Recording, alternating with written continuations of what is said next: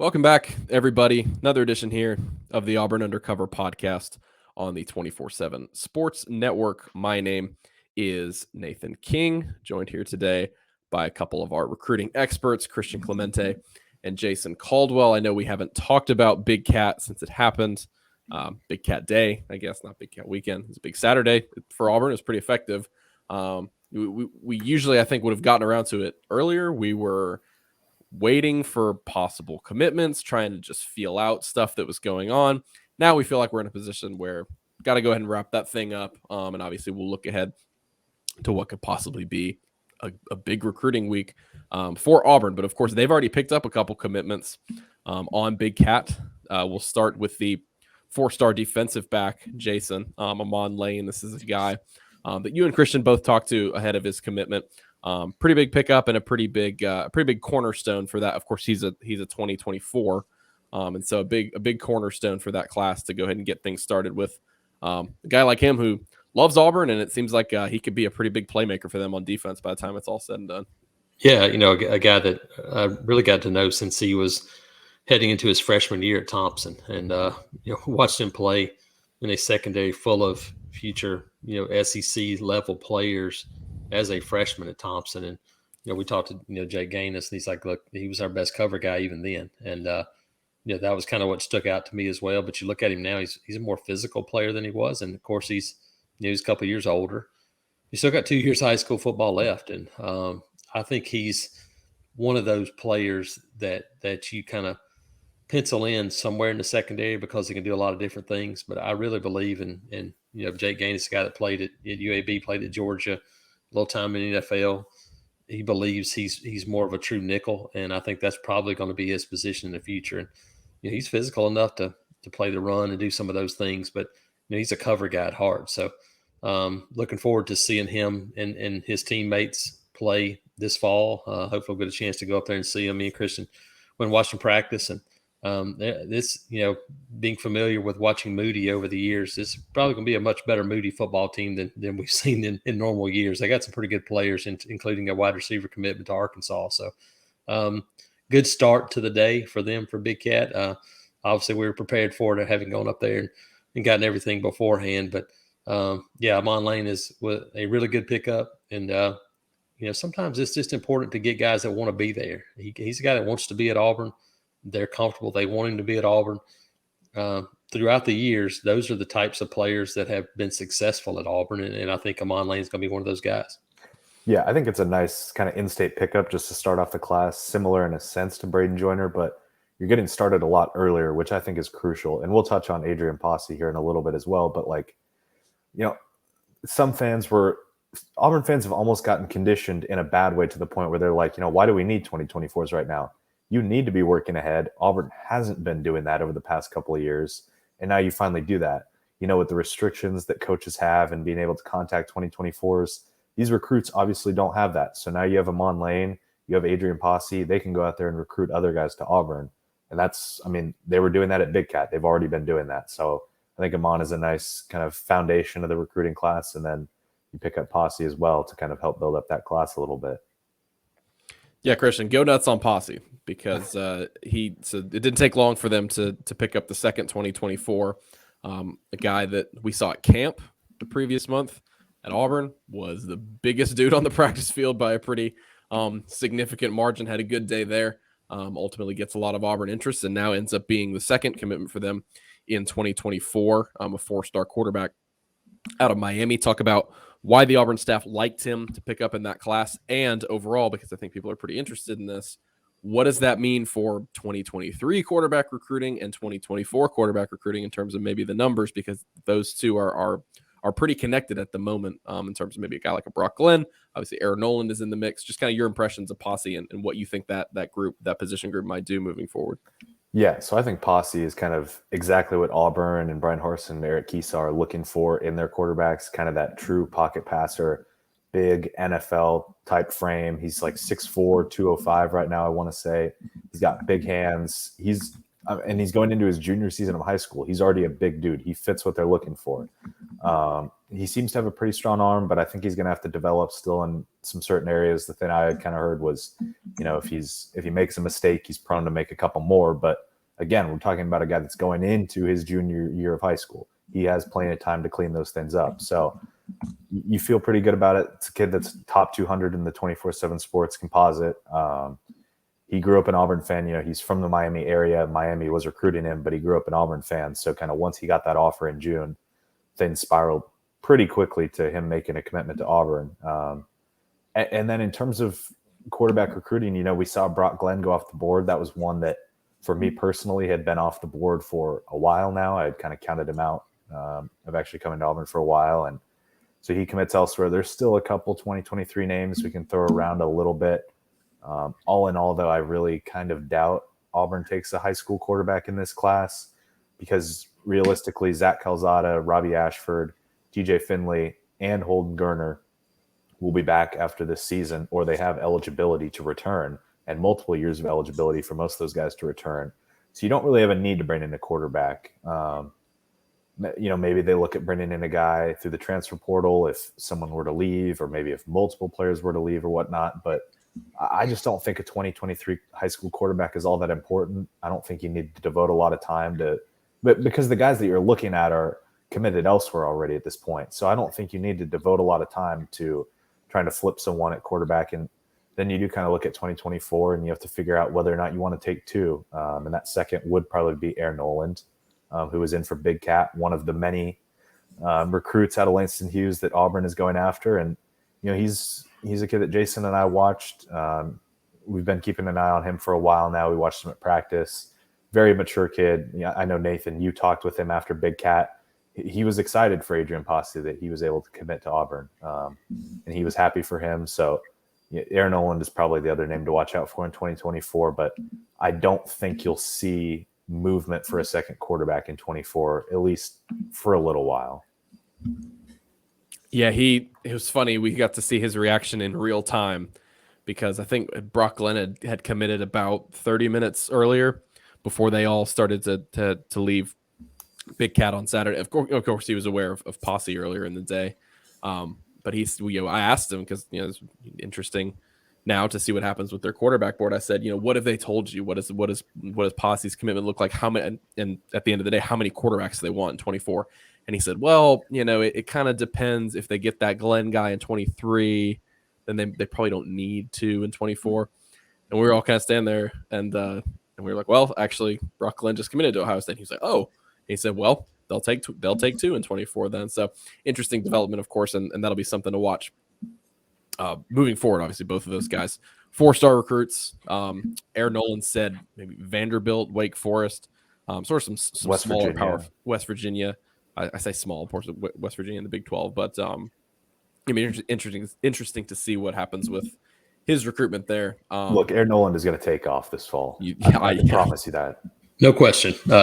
We saw him in person. You're right. Maturity. He's grown. Excuse me. He's much bigger, more physical than he was last year. Jelani Thurman, his teammate who visited for Big Cat Weekend, he's an Ohio State tight end commitment, will probably have 15 touchdown receptions this year as a tight end. They've got other skill players. I mean, you're right. He's going to take off. Just kind of depends on can Auburn stay there. He likes Auburn a lot. He has for a long time. But I completely agree, Christian. I mean, if you find the right guy in 2023 and you go, hey, this is our guy, here's our quarterback, you take one. If not, then you load up and take a couple of guys next year. So, Jason, talking about that 23 class, of course, we'll get into some guys that we're keeping an eye on that could have decisions coming here in the near future. But in terms of guys that were on campus, who are those that you were keeping an eye on? I know a guy like a J.C. Hart is someone you've been pretty high on for a while. Good to see him back on campus. Seems like Auburn is making a significant push there for a local guy. And then you mentioned, obviously, we'll get later into the Langston Hughes crew, which Auburn would obviously love to have all of them in that 23 class. But who are some other guys that were important to get on campus? I think the guy that jumps out probably maybe first and foremost is Ashley Williams. Start talking about positions of need. I don't know that any position on this roster is more important right now than the edge position. I mean, you could make a case for offensive line, depending on what happens, after this season. But we know what's happening at the edge position, which is more than likely Dylan Brooks is going to be the lone soldier at the end of this year, unless Joko Willis hangs around and plays there too. I mean, they've got to have probably three, legit guys that are ready to go. And Ashley Williams was committed to Nebraska. Talked to him first around Easter, I think was when he made a visit. But you look at him and he's listed at 6'4", 215. Actually talked to him and he's about 6'5", 225. You can see he's a bigger, more physical kid. And you watch him come off the edge and I see a little bit of Derek Hall in that, he's not a guy that weighs 250 yet, but I think he'll get there eventually. But he's got a motor. He plays hard, and you got to have pass rushers. There's no two ways about it. But he decommitted, after his visit to Auburn. He's no longer a Nebraska commitment. I think the expectations are that we'll hear something from Ashley Williams pretty soon, and it'll be Auburn. I basically talked to him Saturday afterwards. He's like, it's Auburn, Nebraska, and if you're no longer committed to Nebraska, then that would kind of narrow the field down pretty quickly for a guy like Ashley Williams. And to me, I mean, he was an important guy to get back on campus, a kid from Zachary, Louisiana, and so that's where it starts for me. And then, you look at obviously, J.C. Hart as well. Could do something soon, I think. Auburn, Mississippi State, UCF, some other schools there, but he's a guy that is right down the road at Lochapoka. I mean, it's 10 minutes to campus. A great student, can run, very athletic. That's one that could I think could pop pretty quickly, and that kind of leads you in to maybe the question marks on offensive line recruiting, Christian, and that's where you go now. And the big, I won't say not the elephant in the room, but Beau Hughley, that's the one now. Will he stay committed to Georgia? Will he flip to Auburn? That's kind of now the big question heading into Friday, where Auburn is very much in the mix for a guy like Connor Lee. Yeah, I mean, you talked about some offensive linemen that were kind of there for Big Cat. We'll touch on them real quick and then get into Hughley. We talked about it a little bit. A guy like Tyler Johnson that came in, he left without an offer. I think that's going to change pretty soon. He looked exactly like Beau Hughley. Beau Hughley is 6'7", 290. Tyler Johnson is 6'6", 300. So very similar frames. Tyler Johnson, I haven't watched him play yet, but he looked like he would be pretty athletic for a tackle. So that's a guy I think you could see a little bit of movement there and laying the foundation a little bit with Big Cat. And then the other one was Jatavius Shivers, which it was surprising. Yeah. He came in for Big Cat. He leaves with an offer, and we talked to him afterwards. He didn't have any plans to make any sort of decision here soon. He was just kind of playing it by ear. He said, he's got some interest in Auburn, some interest in some other schools. And then all of a sudden, Sunday, he commits to South Carolina. It kind of comes out of nowhere. I think Auburn's still going to stay in it with him, try and get him back for a game this fall. But that one was surprising in a sense, and probably makes you turn up the heat a little bit more on a Tyler Johnson.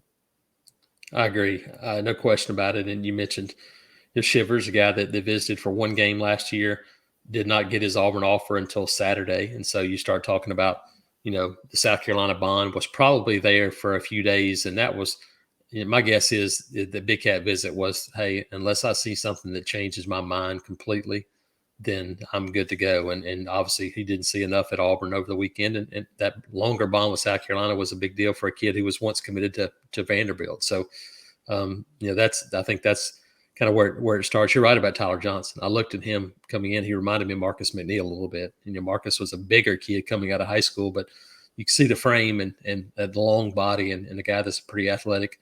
Yeah, I agree. I think we'll look up here in maybe a couple of days, maybe a couple of weeks before, but I think you can see a guy like Tyler Johnson getting an offer. So that all leads into a couple of names in Georgia. Actually, there's a few names. DJ Chester is obviously a big name. Announced his other 3 official visits today. He's already visited Auburn. Big name on the board, number 50 player in the country. But you look in Beau Hughley and And, Connor Lew's decision on Friday are kind of the two that you point to for Auburn going, man, that could change the fortunes of an offensive line if you were to get both of those guys here pretty soon to go along with a guy like Braden Joyner as maybe cornerstones and foundation pieces on the 2023 offensive line. All right, we'll bring in Mr. Phillip Dukes here, who's just now a late addition to the stream. Dukes, welcome. And we've already touched on the beginning of I guess the overall impressions of Big Cat, but the elephant in the room, like Jason said, is a guy like a Beau Hughley and would be a great cornerstone for this offensive line class. But before we get around to that, just overall your just takeaways and impressions from what you saw on Saturday and kind of the vibes you're feeling from where they could go sort of in the near future, maybe get a few commitments to pop. Just sort of your overall impressions of what you saw. I think Big Cat, can you guys hear me? Yeah, we're good. Perfect. Right. Yep. Yeah. I think Big Cat was probably the best event that Auburn's had under the Harsin tenure.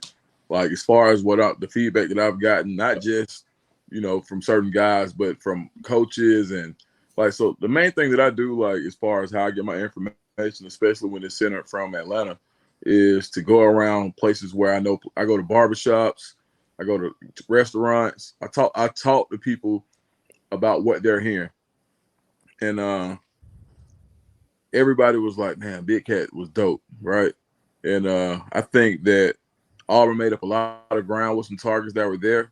They got some guys on the hook that I've been hearing. And for example, Marcelius Pulliam. He's a guy, MP, he really, really bonded with.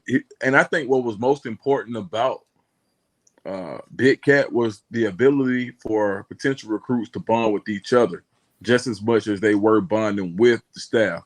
And I think the staff opening up some of those games. And I mean, we've all heard, oh, this staff isn't personable. Oh, this staff, Harsin was all right. So I peeked my head in a couple times. I saw Harsin getting active, right? So I think that Big Cat was really one of those type of game-changing event. Pulliam is one guy that I do think when I do drop my insider, I'll have some specific quotes that he gave me, but he's a guy that I think that really and truly likes Auburn a whole lot, and that Big Cat was an eye-opening experience for him.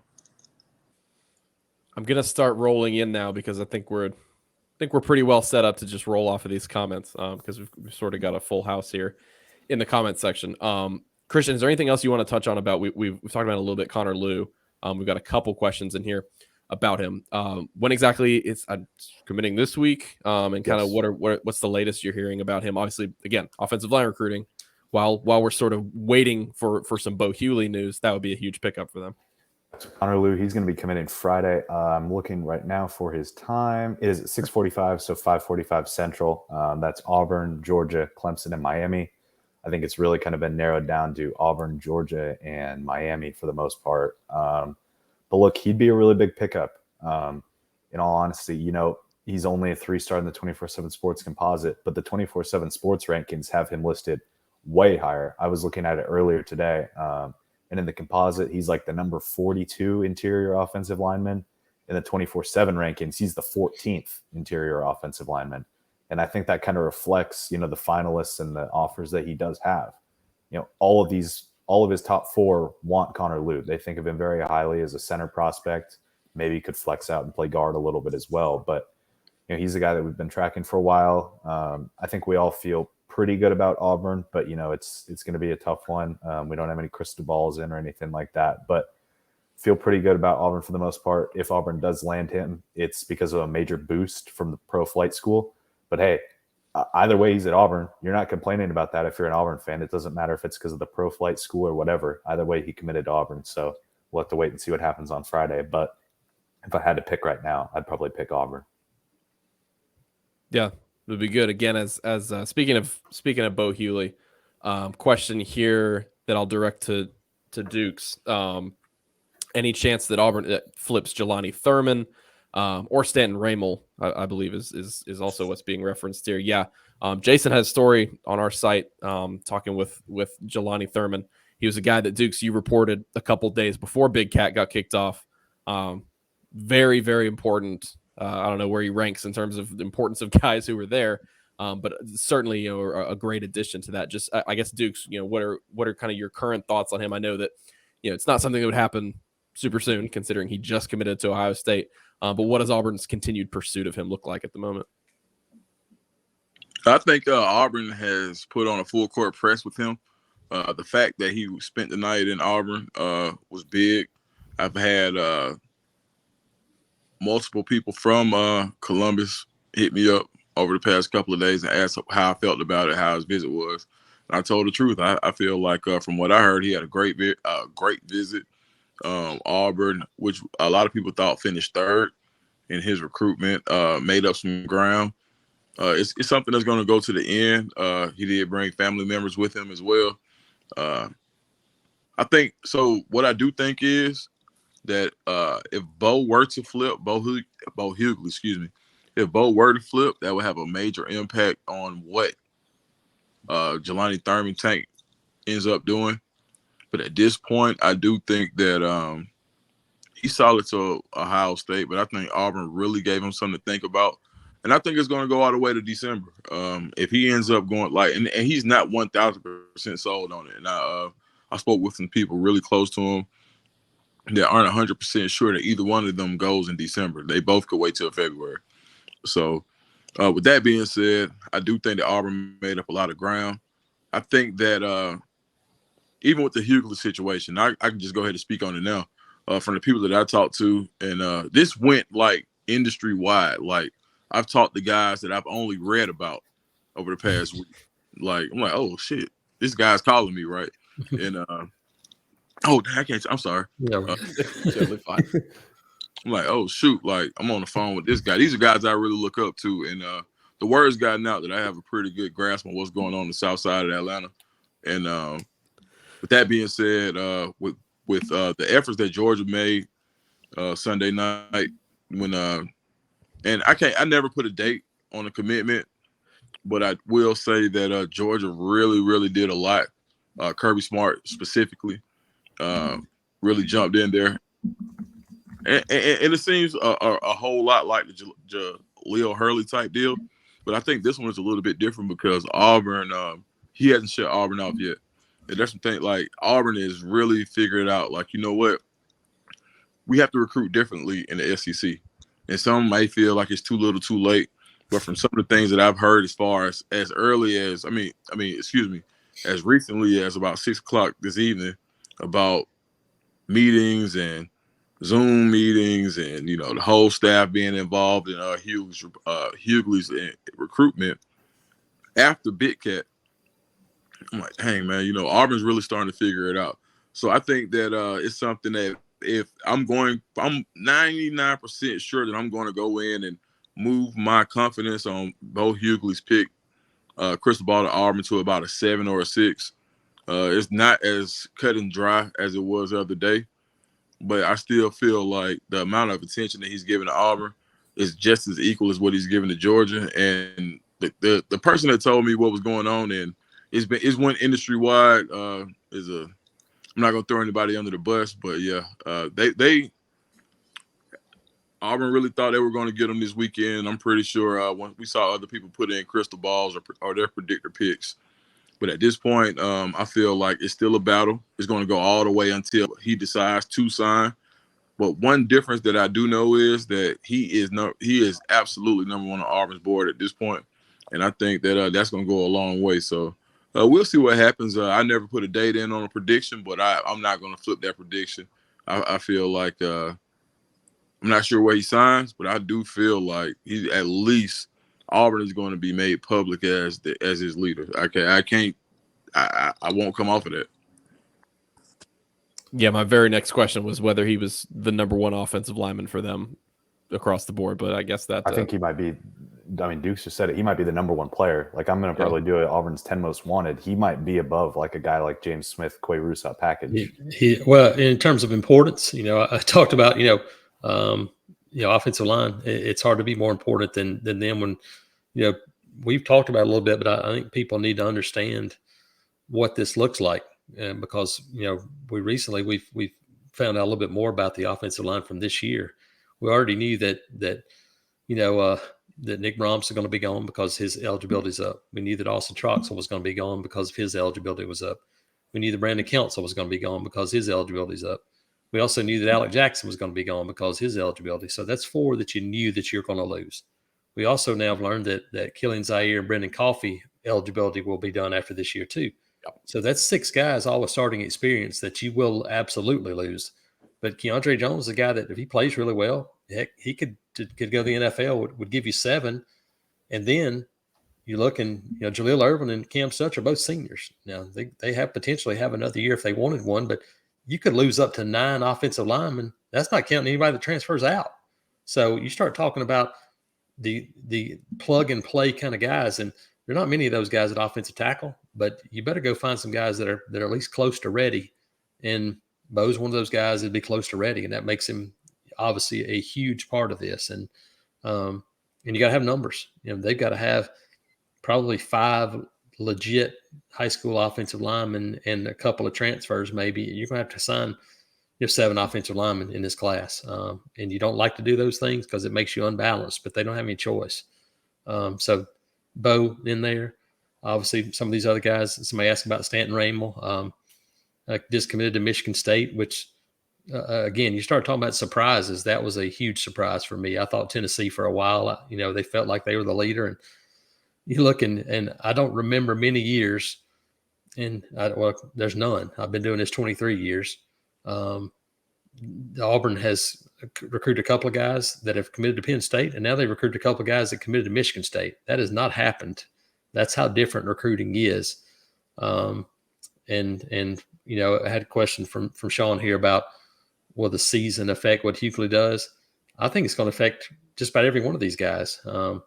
Dukes mentioned, Jelani Tank, spoke to Tank the other night, and there's no question in my mind for him seeing what Auburn does with the tight ends, how they use those guys, and these first 5 games of the year, it may not get you a bunch of guys, but it might get you back in the picture to go, okay, let me give these guys another look and see what happens before December. So yeah, everything's important right now. Yeah, so, if KJ turns pro, you're talking about an entirely clean slate along the offensive line in terms of your starting 5, which is not necessarily ideal. Christian, I'll lob this one to you. There's a question from Micah about 10 minutes ago, so appreciate you hanging around. I saw you talking about something like this the other day, Christian. Is Auburn after any other running backs in the 23 class? So obviously they had their lone running back commitment at the moment on campus for Big Cat, as were several other commitments for this class. What does that board look like, and how many players do you think they're going to take there? Yeah, I think they'll try and take a second running back. Roderick Robinson is kind of the main name I can point to right now, who was in Auburn in the spring. He was going to officially visit in June. And a couple days beforehand, he committed to UCLA, so Auburn didn't bring him in. I think Auburn wants to bring him back in this fall, though, for an official. So he's kind of a name to watch out there. I don't know if there's anyone else really that high on the board right now. Maybe Dukes or Jason could point to someone that I'm not really aware of, but I think the running back board will evolve a little bit this fall as you see players, as you just see games and they're able to watch film and whatnot. So I do think in all likelihood, they probably take a second running back because, assuming Tank is gone, that really only leaves you with Jarquez, Damari, Jeremiah Cobb next year. So you'd probably like to bring in a 4th guy there, but we'll kind of have to wait and see. It could be a transfer too. So I don't know. Yeah, I think that's when you're right. That's a position where you could see a guy kind of come out of nowhere here in the next couple of weeks when teams start to get on the field, and see a guy that, maybe was, 185 last year's 195 now and has gotten faster, and all of a sudden changes from maybe a mid-tier guy to a guy, okay, we need to make a move on him or at least take another look. So, the question is going to be numbers. How many do you sign versus how many transfers do you take, and where do you go get those players, in terms of what positions do you target? So everything's very fluid nowadays in recruiting because of that, because of the transfer portal, because of everything involved. Got one here that I'll just lob to the group from Auburn 99 about just Weiss and Lang ? I guess where does that stand in terms of Auburn's offensive line board for whomever wants to take it? I can start just a little bit. I've been not skeptical necessarily. I just don't think he's ever been a super high target on Auburn's board for the long haul. He's visited a lot. He's from just down the road, but I think schools like Arkansas, Texas, and some other places have made him a lot higher of a priority than Auburn has. And so I think Auburn might be keeping him warm a little bit. Obviously, he was in for Big Cat, but I don't think that's a guy that Auburn is putting the full court press on to land a commitment for right now. So I got one here. This is a good question from Wardam ATL. What was the deal with the 50-50 comments by Love? Obviously, that's referring to Terence Love, 4-star safety commit in their 2023 class. Was that a quote taken out of context? I was thinking he was solid. Christian, was that your story, I believe? No. So I think it was reported from another site, a South Carolina site. Okay. Or something like that. He's been saying all along he plans to take all 5 official visits, and Dukes can touch on it a little more. But other schools are putting the press on for him. He's a talented player. So, just to add in with Love, so a lot of schools were waiting until they saw what they really thought he was going to be. He lost. I don't know if you guys noticed, but he lost about 20 pounds since the in the last season. He had a shoulder injury. And so, when he was in that 215, 214 range, a lot of people, he just has a large frame. He's got a 3X glove type hands. People saw him as a linebacker. So that was one of the things that I've had conversations with people that have said, Terence Love may be a 4-star safety, but he could be a 5-star linebacker. And I think as, the word has gotten out and the 7-on-7 circuit, he's going to get a lot more pressure because more schools are going to offer him as a safety. South Carolina's been on him. Arkansas has been on him. Miami has definitely been on him from what I'm hearing. But I think that the sense of urgency that Auburn has right now recruiting has really impressed me versus what I've saw, what I've seen, what I've saw, however you want to say it, earlier in the process. It's like they're learning as they go. And a lot of people just like to say, you know what? Well, they should have known when they got here. I mean, but there's no way, sometimes I work every day, right? And so even me being a plant manager, ops manager, I knew everything I could have known about being a plant manager before I got there. But there was nothing to prepare me for being in there until I got there. And I think that's the same thing that's going on with these guys. So as far as Terence Love's recruitment, there are guys who've already had some of these SEC type battles, and Auburn is fighting. And I think the best thing that Auburn can do for Terence Love is to continue to recruit him as if he's not committed. And I think that'll go a long way. So, there's no telling. If Langston Hughes has the year that everybody around here thinks they're going to have, it's only going to get rougher and rougher for a guy like Terence Love in order to keep him in the class. But one thing I will say is I do think that Zach Etheridge and Auburn are up for the challenge. Yeah, before you got in here, Dukes, both Jason and Kristen were talking about Aaron Noland. We referenced the interview we had with him and just kind of the other schools he was talking about, like a Wake Forest, the West Virginia, Vanderbilt. And both Jason and Christian agreed that when more people start to see him on the field, like you said, possibly having a really good season for a good Langston Hughes team, could continue to take off, could continue to move up the rankings and start to garner those offers. All right, guys, as we'll sort of move to the end here and try to put a bow on this thing. Is there anyone I've missed in terms of guys coming up this week? We're sort of tracking Beau and seeing what's going on there. Ashley Williams, obviously, do we have an idea of whether that might be this week? Yeah, I think it's going to be this week. I just don't know, exactly. My guess is that we'll have that one. Something would happen before this week's over with for Ashley Williams, and obviously important one if it were to happen for Auburn. I think that's probably the guys that we're waiting on. Obviously, you never know, but nowadays, most of the time, these guys will kind of give you an idea of, hey, this thing's going to be in a week. Used to you might have a guy that just decides to commit and that's it, it's over with. Nowadays, it's either on video or there's a video or an edit that needs to be done. So normally you have a little bit of an idea, but it looks like the next few days, if it falls right for Auburn, could build a little momentum. All right, so we'll close things out here. We have some questions, actually, some subscriber questions from the thread that I put up. This one from Aubie33. I guess Christian, you can grab this. It says, how many offensive tackles do we sign? And you sort of touched on it earlier that this might need to be a big offensive line class for them. I mean, you're going to be signing at least 2 offensive tackles, high school guys. You might be bringing in 1 or 2 more transfers as well, depending. I mean, you probably will need to bring in probably 2 transfers. So I'd probably look at 2 tackles. Look, Jason touched on it earlier. It's going to be like 7, maybe even 8 offensive linemen in this class. You're already seeing it with, the center spot. They have Braden Joyner committed, but they're pushing really hard for for Connor Liu, who's also a center. They know they need to restock that room a bunch, and that's the same case at tackle. Okay, another one here. We've already talked about that edge rusher position, and obviously them bringing Wilkie Denard, who I think we touched on the last episode. But Texas Auburn grad asks, how many more wide receivers will we sign? Obviously, they've got Carmelo English on board. Jason, I don't know if you want to grab that one. It's a really difficult one because right now you look in Shedrick Jackson's the only guy that you're going to lose based on today. Now, obviously, those things could change.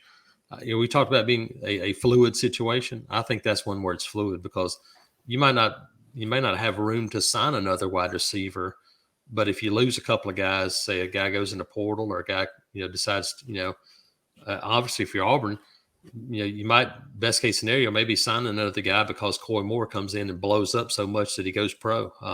That'd be best case scenario. You go, well, hey, he left early, but he left because he was really good.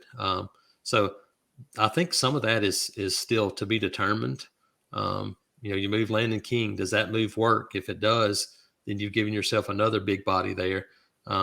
You got a really deep room right now in terms of numbers at wide receiver with only 1 senior. So honestly, you got to keep recruiting guys. And if you get a guy that's a freak, then you take him. But I don't know that right now that's a big priority on the board just because of the numbers you have. All right, and then last one here. Boy, this is a bit of a doozy, and I can't say that I have a complete grasp on everything this is asking. So this will test the intelligence. Here we go. I've seen multiple times someone say, this is from JJ, the Auburn fan on our board, a board posting legend. I've seen multiple times someone say if AU push, they'd be in a good spot for either one of the 2 tight ends committed to Miami. If so, why haven't we pushed a bit more when Thurman started trending away? We'll hit that one first before I believe the next one is in reference to Kai Preen, the wide receiver. Yeah. So Miami has 3 tight ends committed. And the 2 that Auburn has been involved with has been Reed McKeska and Jackson Carver. I think Auburn's still talking to those guys a little bit, but I mean, Tank is the number 1 target. And even if he is committed to Ohio State, you're still bringing him in for Big Cat, hoping to bring him in for games this fall. So you're going to keep putting the pressure on him. And in all honesty, tight end is not a super high priority like wide receiver in this class, because in all likelihood, you're probably going to still bring back Luke Deal, Tyler Fromm, Brandon Frazier, Micah Riley Ducker. You could move Landon King back to tight end. You don't really need to bring in tight end unless it's a guy you absolutely can't live without, like a Jelani Thurman. And then the second half of that is, have seen a few notes on the Preen kid. Again, believe that it's Kai Preen out of St. James. Said to be the guy that we take if we take a slot receiver. With us being able to sign a big class, why aren't we still pushing for guys like that? Is it because we expect a lot from the portal? So that's a 4-star wide receiver from Louisiana in the 2023 class. Yeah, we kind of touched on that just now a little bit. Some of it is numbers. It's kind of like one of those positions where right now, for Auburn's defensive line, there's only so many guys you can have at a position. And for Auburn right now, you got a lot of guys at wide receiver. When you talk about bringing in 5 newcomers in this class and only have 1 senior there. Now, you lost a couple of guys, but you still got a lot of wide receivers. So I think he's a guy that you continue to talk to. He may be one of those guys that maybe you watch him a couple of weeks and they go, hey, that's a guy we can't live without. And then they say, look, we're going to take him no matter what. There may be one of those guys out there. But I think for Auburn, you look at it and you have to start talking about biggest needs. And yeah, you can bring in a lot of guys in this class, but you're going to have to go, portal heavy for a couple of experienced offensive linemen.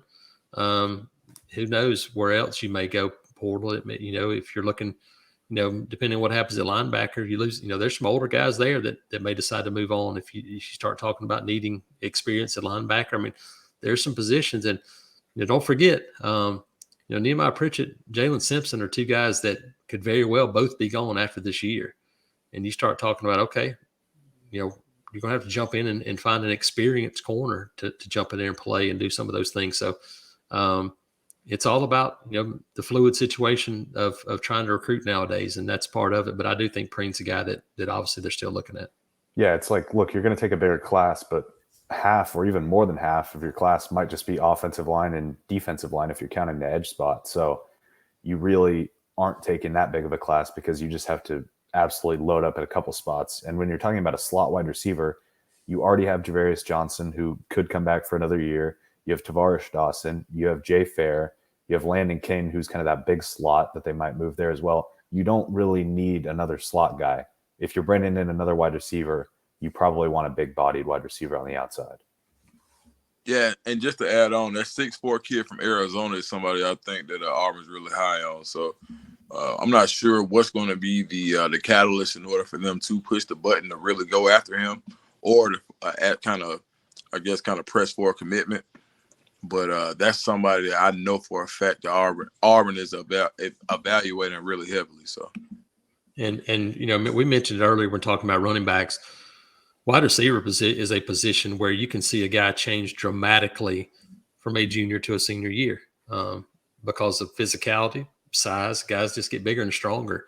And there may be somebody that is off the radar right now that may very well become a top target in 3 months. It happens all the time. You look at guys that camped and let's watch that guy a little bit longer and see what he does. So there's a lot of those guys, and some of those guys in the state of Alabama. I mean, there's some talented kids that are still sitting there that you go, okay, that guy's just close enough. I mean, we saw it, happen today. We saw Auburn, offer a corner from Hewitt Trustful today, a guy that's come through camp and can really run, athletic. We'll see some of those more things happen, I think, too, as they continue, as Dukes talked about, they continue to develop and understand more and get a grasp of things.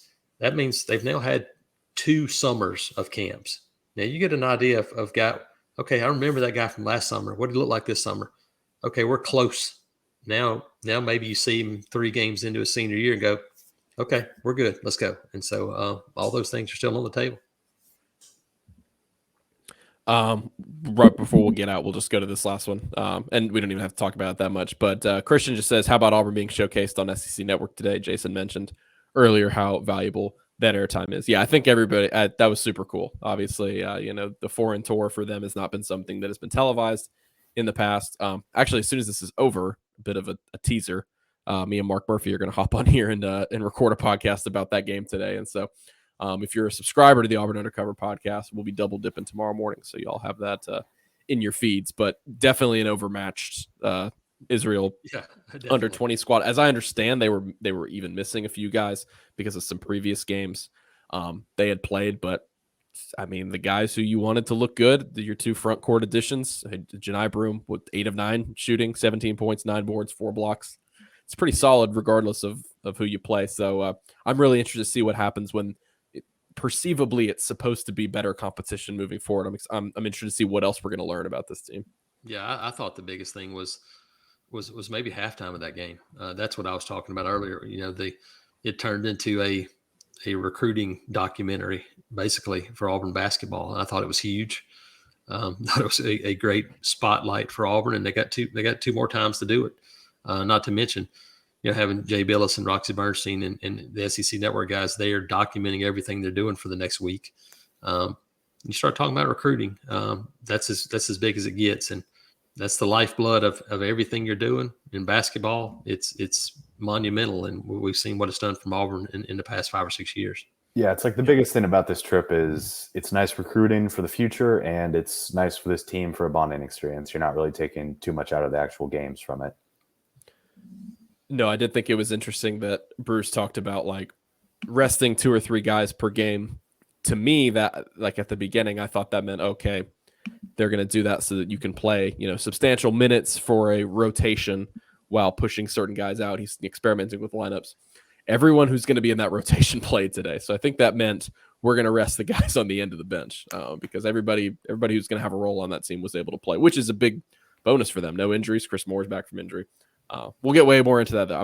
We're gonna hop off here and I'm gonna get on with Mark. So if you guys want to listen more about Auburn basketball, and we'll touch on, they just got a commitment from a very high 4-star guard who is going to fit perfect in that system just last night. So thank you guys so much for listening to this episode of the Auburn Undercover podcast and watching on the live stream. If you guys are not subscribed to our YouTube channel, it's youtube.com/Auburn Undercover. We hovered, Jason and Christian, I don't know if you guys can see the viewer count or whatever. We hovered around 100 viewers like this whole time. We're at 88 right now because people can hear me. People can hear me signing off. But this was great, and so we really appreciate everybody coming in here, dropping the comments. That's absolutely what we want to do. Excited to get into football season and have these roundtables. Hopefully, we'll go an hour and a half and be able to talk about and I think and all kinds of stuff. And I think there's something too that I think people can count on more about. As we get into camp and in football season. Doing these weekly, maybe a couple of times a week to add to what we already do. I think it'll be fun. Yeah, I'm super excited. This was a good time. So we appreciate everybody stopping by. I will continue to post things when we go live, but if you would like to know and just get it sent to your phone, that would be really great. Our goal was 5,000 subscribers on our YouTube channel by the time the football season started. We're going to fall a little bit short of that because we're like 3.7 right now, but maybe we can shift that. So let's get to 4,000 subscribers on YouTube, and obviously podcast, wherever you find it, go ahead and subscribe if you haven't already. Really appreciate that. So thank you so much everybody for jumping on. We had a pretty full house today, so that was a good time. So we appreciate the insight, obviously unparalleled recruiting analysis from Christian, Jason, and Dukes. If you guys enjoyed the show, please leave us a 5-star review. That is the number one thing that helps us out. The intro and outro music is provided by Beats by Mordecai. You guys can follow him on Twitter, SoundCloud, and Instagram. And until the next episode, we will catch you guys later. Everybody, the next episode, there'll be 2 episodes tomorrow. After that, we will catch you guys later in the week. Everybody, enjoy the rest of the week.